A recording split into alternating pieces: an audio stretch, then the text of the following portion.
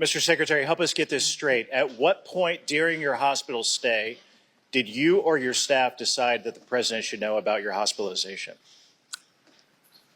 As I understand it, my chief of staff contacted the National Security Advisor and advised him that I'd been hospitalized on the 4th of January. At what point during your stay was the 4th of January? I'm sorry, I didn't hear you. How long into your stay was that? Well, as we've pointed out, as it's been pointed out earlier, I was admitted to the hospital after you were hospitalized? on the 1st of January, right. Okay. Yes or no, did you tell your staff not to inform the president, anyone on your staff?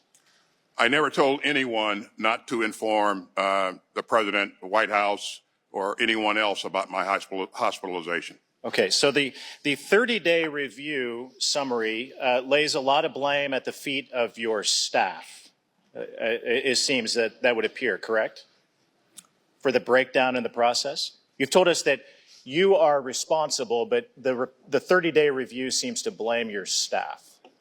Well, the 30-day review pointed out that that there were some missteps, but there was never any ill intent or an intent to obfuscate. So, 1 year ago, you told me in this hearing room you had no regrets about what happened in Afghanistan. Do you regret what happened here? I've said that we didn't get this right,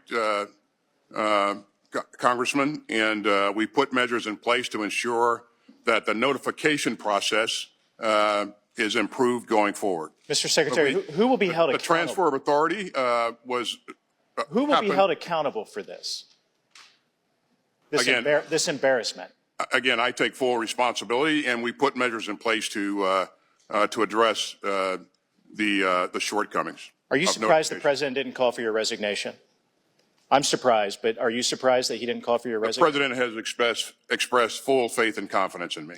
So you're not surprised that he didn't call for your resignation. Is it typical that the president would go 3 days without talking to his Secretary of Defense? Is that typical, or is that a regular posture? Do you usually go days without talking to the commander? I mean, that can happen. It depends on whether or not the president's on travel. If I'm on travel, there are times when we do go days without direct communication. So the big issue for me here is either the president is that aloof or you are irrelevant. Which one is it, Mr. Secretary? That the president would go 3 days without knowing that his Secretary of Defense is not on the job? It's neither. The president is not aloof, and I am. I participate in all of the. Let me ask you this. Well, on January 2nd, while you were in the hospital, President Biden was vacationing in the Caribbean. Your deputy, who the president didn't even know had operational control, was on a beach in Puerto Rico. What kind of message does that send to our adversaries?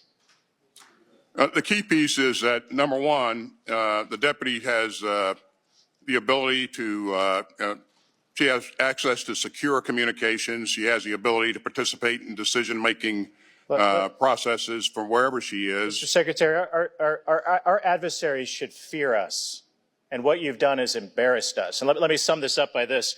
A leading Chinese propaganda outlet said that what happened to you exposed, quote, internal chaos. A leading Russian propaganda outlet said that your disappearance, quote, effectively compromised the gentleman's time's expired. Chair now recognizes You've embarrassed us. Chair now recognizes the ranking member.